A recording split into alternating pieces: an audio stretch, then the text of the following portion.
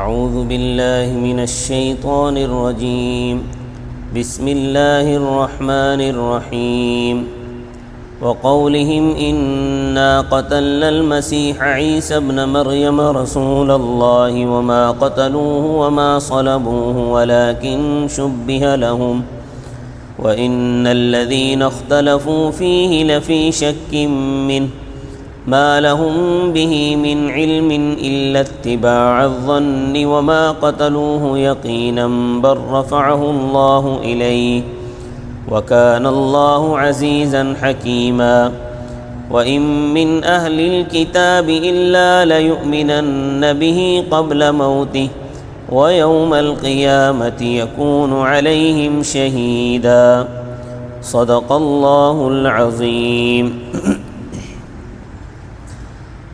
نبوت تو حضرت عیسیٰ علیہ السلام کو بچپن ہی میں مل چکی تھی۔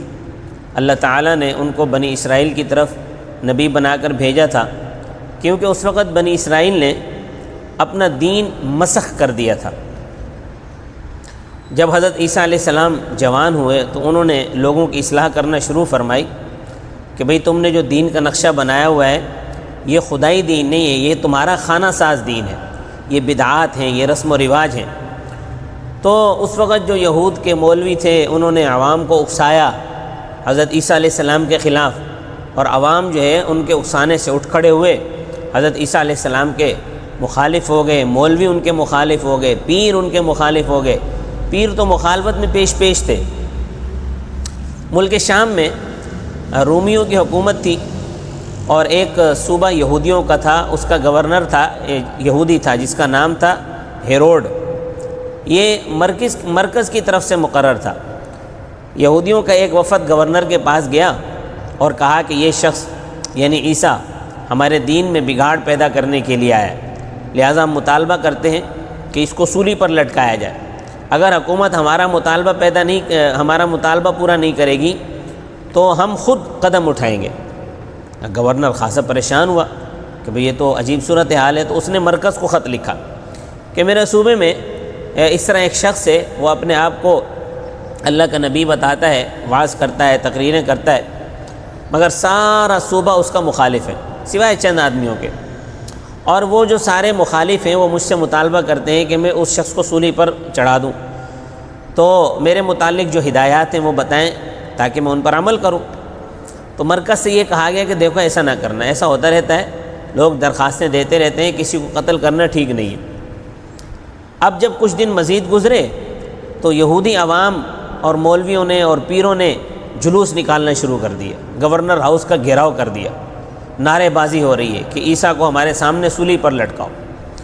گورنر نے پریشان ہو کر دوبارہ مرکز کو خط لکھا کہ بھئی یہاں تو حالات زیادہ خراب ہو گئے، ان لوگوں نے تو میری نیند حرام کر دی ہے، نہ دن کو سکون ہے نہ رات کو سکون ہے، یا تو مجھے اس بات کی اجازت دو کہ میں اس کو قتل کروں، یا پھر میرا استعفیٰ منظور کر لو۔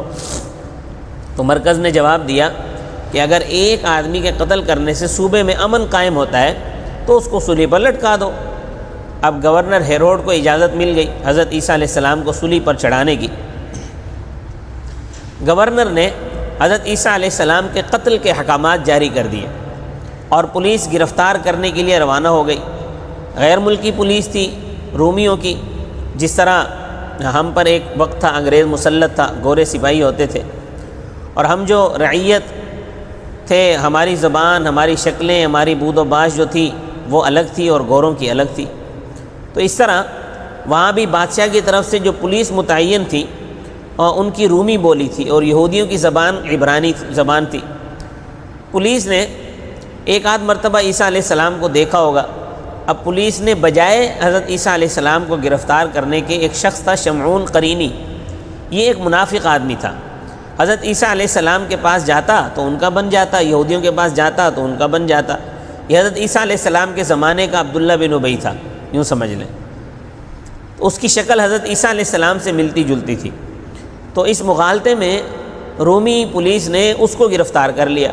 اس نے کافی شور مچایا، چیخا چلایا کہ بھئی میں شمعون قرینی ہوں، میں عیسیٰ نہیں ہوں، جیسا کہ عام طور پر ایسے موقع پر ہوتا ہے۔ اس کی جو ہے وہ کسی ایک نے بھی نہیں سنی، ایسے موقع پر ایسا ہی ہوتا ہے، اور لے جا کر اس کو سولی پر چڑھا دیا۔ اور اللہ تعالیٰ نے حضرت عیسیٰ علیہ السلام کو زندہ آسمانوں پر اٹھا لیا، اور یہ بات قرآن میں بھی موجود ہے، اور عیسائیوں کی دو تاریخی کتابیں ہیں، دونوں کتابیں انگریزی زبان میں لکھی ہوئی ہیں۔ ایک کا نام ہے انسائکلوپیڈیا آف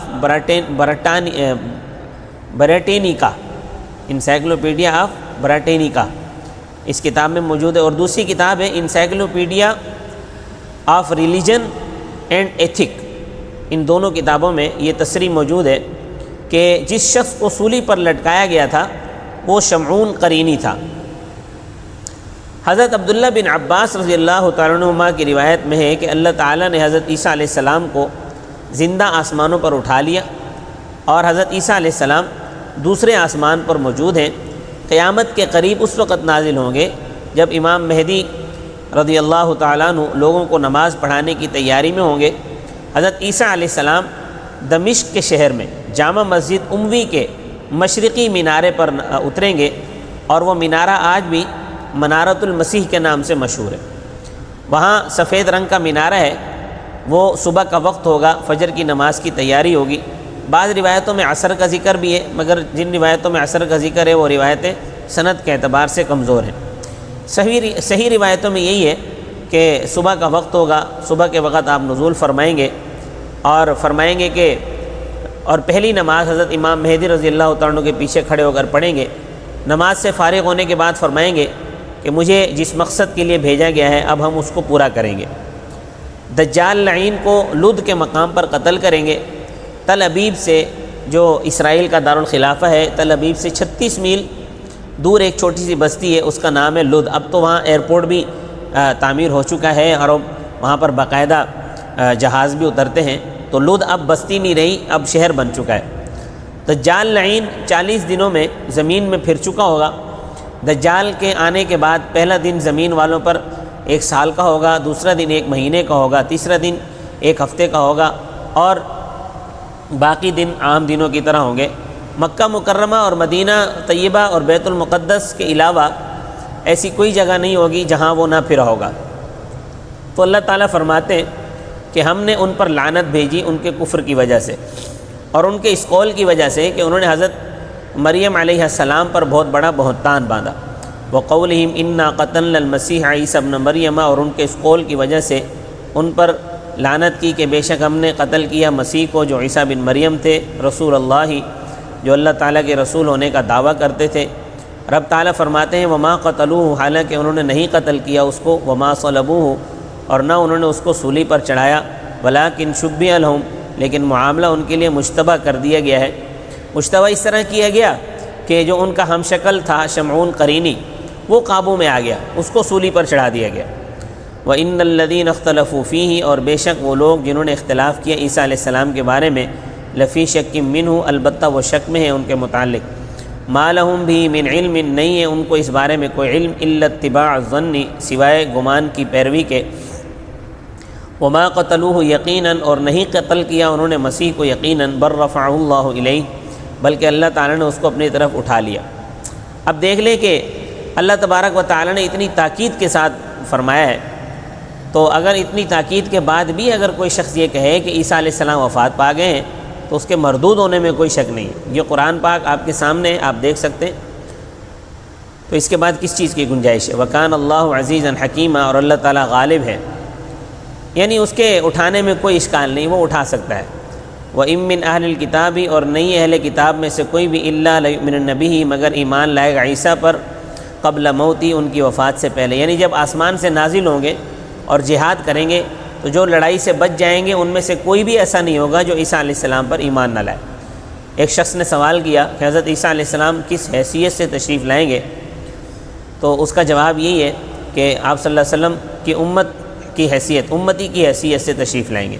وَيَوْمَ الْقِيَامَةِ يَكُونُ عَلَيْهِمْ شَهِيدًا، اور قیامت والے دن ہوں گے عیسیٰ علیہ السلام ان لوگوں پر گواہ۔ اس حوالے سے حیات مسیح پر تو بہت ساری کتابیں خیر لکھی جا چکی ہیں۔ ایک رسالہ ہے، چھوٹا سا رسالہ ہے، جس کا نام ہے توضیح المرام، اگر توفیق ہو تو اس کو ضرور دیکھ لیں۔ اس میں حضرت عیسیٰ علیہ السلام کے زندہ آسمانوں پر اٹھائے جانے اور قریب قیامت نازل ہونے اور نزول کے بعد دجال کو قتل کرنے، شریعت محمدیہ علی صاحبہ التحیۃ والتسلیم کے مطابق حکومت کرنے، زمین کو عدل و انصاف سے چلانے کا ثبوت قرآن پاک، احادیث صحیحہ، فقہا اور متکلمین کے اقوال سے اور بزرگان دین کے اقوال سے اس میں جواب دیا گیا ہے۔ مرزائیوں کی تردید ان کی کتابوں سے کی ہے، لیکن عام طور پر آج کل آپ دیکھیں کہ لوگوں کو کتابیں پڑھنے کا شوق کوئی نہیں ہے۔ سوشل میڈیا پہ جو ہے وہ سرفنگ کرنے کا شوق ہے، گوگل پہ سرفنگ کرتے رہتے ہیں، فیس بک پہ کرتے رہتے ہیں، یوٹیوب پہ کرتے رہتے ہیں، انسٹا پر اور ٹک ٹاک پر جو ہے وہ آوارہ گھومتے رہتے ہیں، لیکن کتاب پڑھنے میں بڑے بخیل ہیں آج کل کے لوگ، بلکہ کتاب لینے کے حق میں بھی بڑے بخیل ہیں۔ کتاب پر پیسے خرچ کرنے کے لیے تیار نہیں ہیں، موبائل لاکھوں کے لے لیں گے لیکن کتاب پر پیسہ خرچ نہیں کریں گے۔ بس یہ سمجھتے ہیں کہ درس سن لیا کافی، اب تو درس بھی نہیں سنتے۔ آج کل جو میرے درس قرآن کے ویو آ رہے ہیں وہ 4 یا 5 میں یہ قرآن سے محبت ہے لوگوں کی، لیکن بھائی ہمارا تو کام ہے درس قرآن دینا، کوئی سنے نہ سنے ہم دیتے رہیں گے۔ بڑی محنت کرتے ہیں، حالانکہ جتنا اطمینان کتاب سے ہو سکتا ہے درس قرآن بھی سنیں اور کتابیں بھی پڑھیں، کیونکہ جتنا اطمینان درس کتاب پڑھنے سے ہو سکتا ہے اتنا درس سننے سے نہیں ہوتا، کیونکہ کتاب لکھنے پر کافی محنت صرف کی ہوتی ہے اور پورے زور کے ساتھ دلائل جمع کیے گئے ہوتے ہیں۔ اللہ تبارک و تعالی مجھے اور آپ کو عمل کی توفیق عطا فرمائے۔ وما علینا الا البلاغ المبین۔